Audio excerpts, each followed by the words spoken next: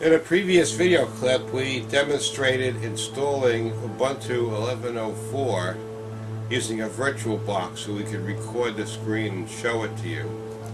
Unfortunately, while you got to see the install and got to learn quite a bit about what Ubuntu 11.04 has to offer, we did not get to see the Unity desktop. So now we're going to do another install in a regular workstation, which happens to have a brand new Nvidia PCIe card, so we're hoping to have better luck with this one. And we're going to demo this for you and see if we get the Unity desktop to work, and let you see the install one more time. So we boot to the CD DVD, and we see that we have a try Ubuntu or install Ubuntu choice, same as you saw last time. We're going to select our language and click install.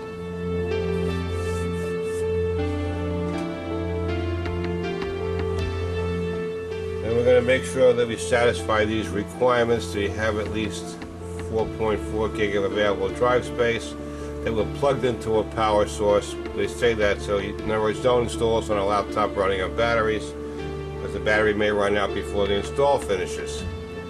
It's connected to the internet. Remember, well, a laptop, especially if you're using a DVD, that'll suck a lot of power running a DVD for a long period of time, or a CD. I'm going to select download updates when installing. I'm also going to select to install this third-party software. Then we're going to click forward. In this case, we're going to erase whatever is on there and install. So let's click this here. We're going to use the entire disk. We're using the wizard this time. We'll go back and show more details later on another video clip with how to manipulate the drive. We're going to select our install location, New York.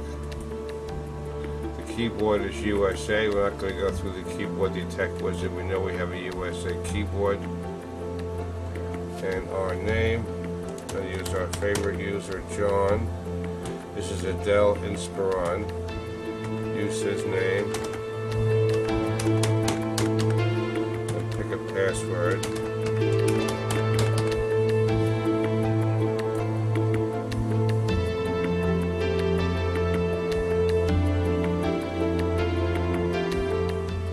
And now we go through the regular install process.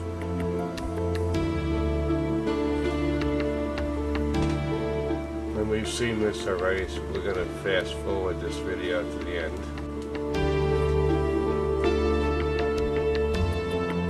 Our installation is now nearing the end.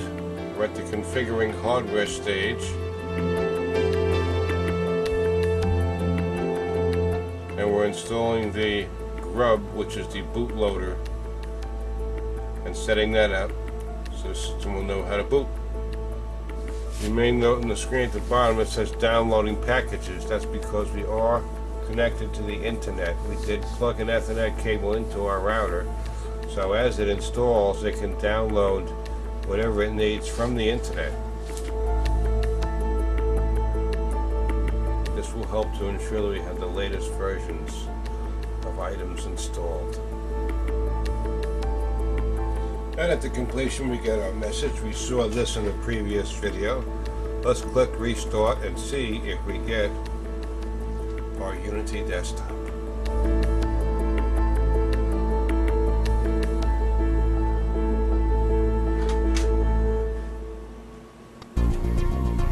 Remove our media.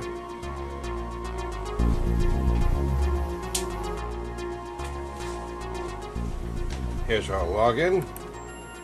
Enter our password.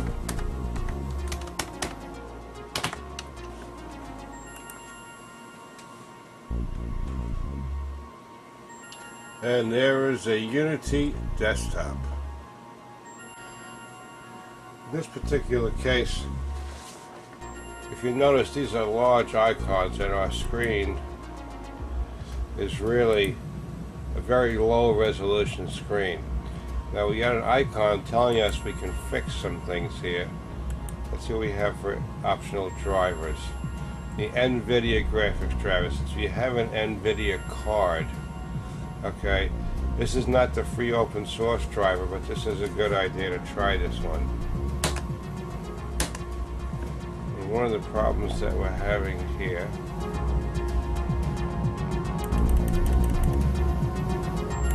is that we can't see the bottom of the screen. There we go. We want that.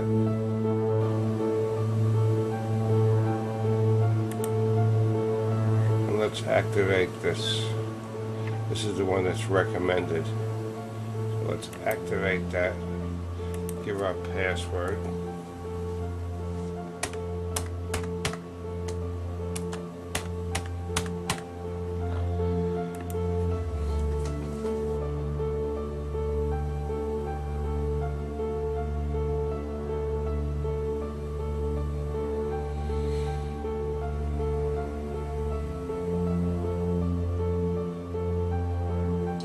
Okay, this is finished. Now you have to restart the computer, so we'll close this. Let's do a restart and see what happens. We should hopefully get some better resolution.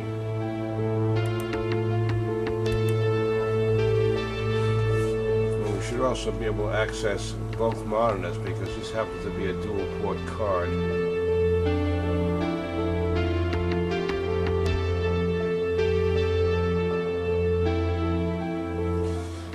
Looks like better resolution already. I can tell from the login. That's a big help.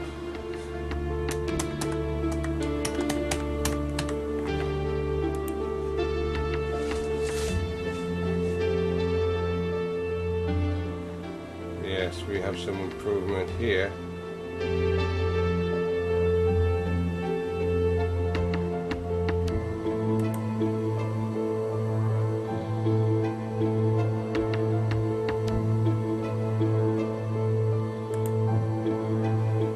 There should be an Nvidia application that will let me manage this desktop, the screens. Let's see if we can find that. There we go, Nvidia server settings. And let's see what we got. We're going to see if we can get this display. Let's see if we can enable this. Looks like the second screen is disabled right now. Let's configure. We're going to select Twin View, which will give us a dual desktop. I'm going to show you that in a second. It looks like that one actually does a higher resolution monitor than this one. One is a SyncMaster 170 and one's a SyncMaster 1701. I'm also going to click this and drag this over there. So that's to the left. I'm going to save this to my configuration. Make this the primary display. And save this. Apply. And OK. And save to X configuration. It says failed. Save. It wants my password. This is an administrative deal here.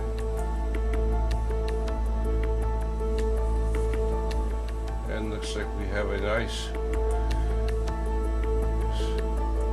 Looks like now we have a nice dual port system using the new Unity desktop. Hooray!